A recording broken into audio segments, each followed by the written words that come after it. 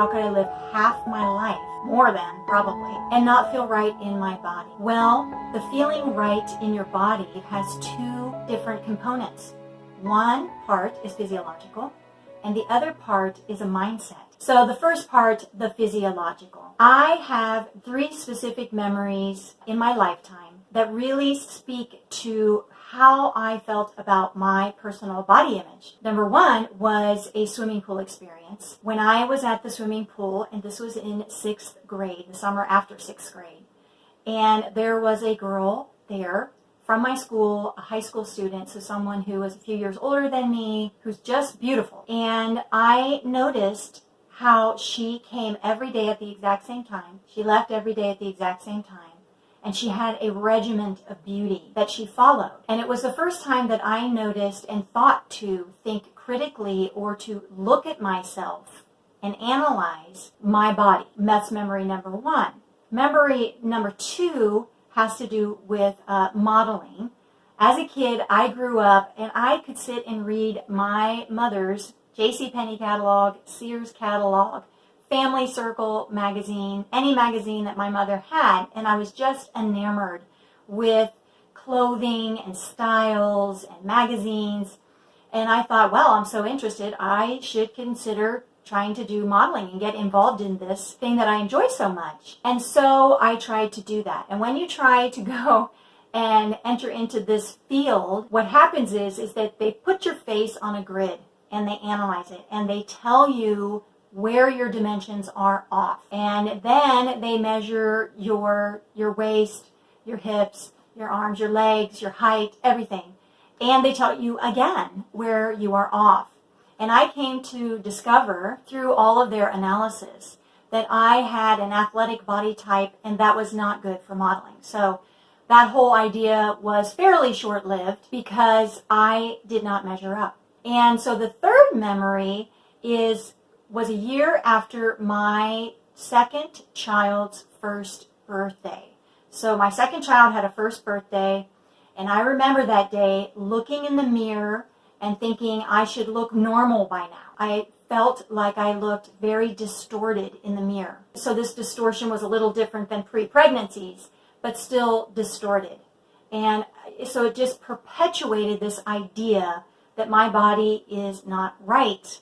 So I had these 3 very profound memories that really plagued me, and the ideas surrounding them, and how that all played out in my mind in these very negative self-messages that I reinforced since 6th grade. The thing I want to say too is that I don't think I'm alone in this. I feel that women and men have experienced this, and nobody really talks about it, because it's sort of accepted somehow in our culture. It's a problem, and I didn't notice it really until doing Keto and IF, when I finally got away from it and could look at it more honestly and openly and move forward. If you have felt this way, if you've had somewhat the same experience, the same sort of body image thoughts plaguing you for years, maybe decades, it's not your fault.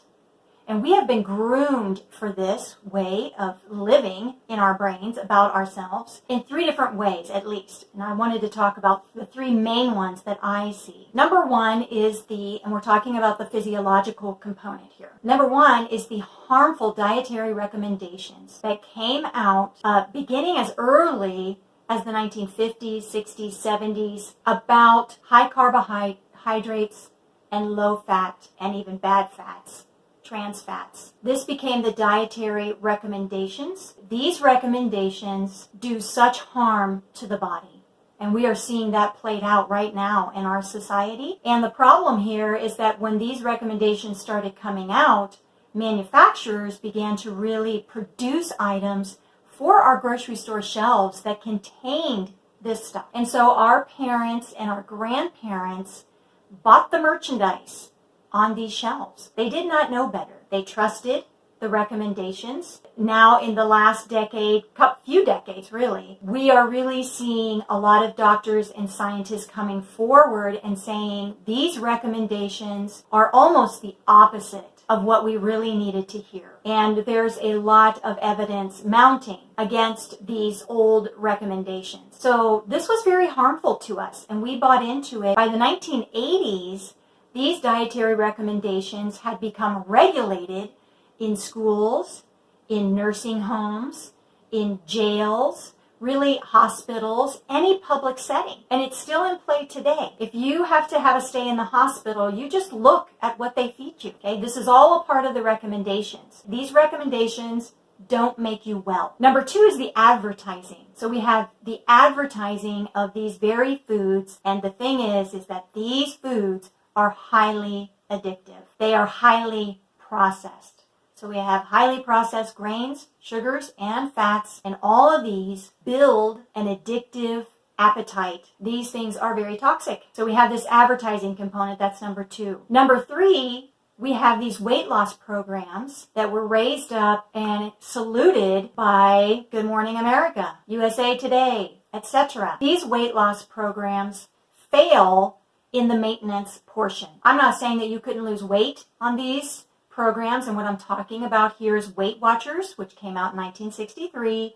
Jenny Craig came out in 1983, and there have been subsequent ones since then. What I'm saying is that you can lose weight on these programs, and a lot of people did, but the maintenance portion didn't happen for most people. And it's because it's not really a dietary recommendations that you can stick with. Not to mention the fact that the food that you could buy through these programs was not healthy food. It is processed food, and it's very expensive. Today, these recommendations are highly questioned by doctors and scientists, as I said before. And it's really wise to listen to doctors who will describe their clinical practice and how it changed when they went from looking at the dietary recommendations of old and switched into much healthier recommendations. The other component to this is around mindset. Do we unwittingly participate in the objectification of women,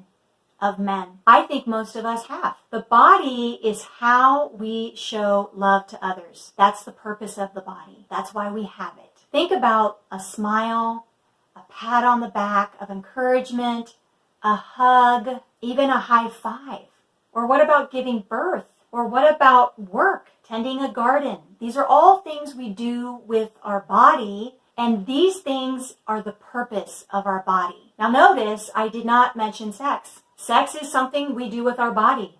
It is a good thing. But if you think about it, the majority of our culture has been focused on this one element, sex and sex appeal in terms of our bodies. And so we have become dysfunctional. It has led to these negative tapes running around in our minds about ourselves. So we have to ask ourselves, do we overthink this one component when there are so many components? Women especially, very naturally, but men too, seek to beautify themselves. It would not be normal if you didn't do this, right? But what's not normal is focusing on the sex appeal component of our bodies nonstop, every time we look in the mirror, every time we look at anyone or any advertising, anything where we see a human person, we're thinking sex appeal subconsciously. I'm not saying we're doing it consciously all the time, although maybe some people are. And then that dysfunction is replicated in relationships between husbands and wives,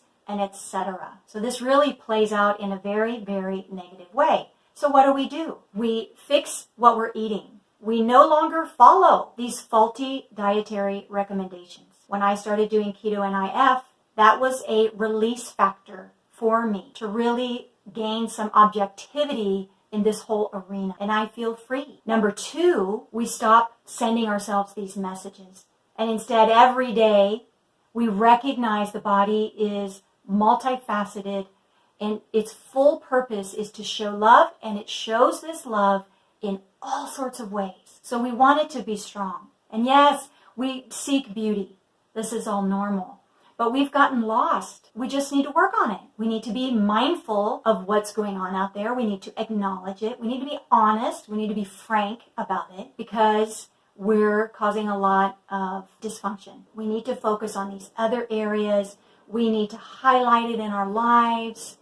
And we need to be thinking about it and enjoying these components. So I just wanted to bring this up today. I wanted to highlight these two ways in which to think about the human body and to work on improvement. I will be talking about this again. If you have any questions, any concerns, anything you'd like to further discuss in a video, let me know in the comments. I'd love to hear. All right, thanks so much.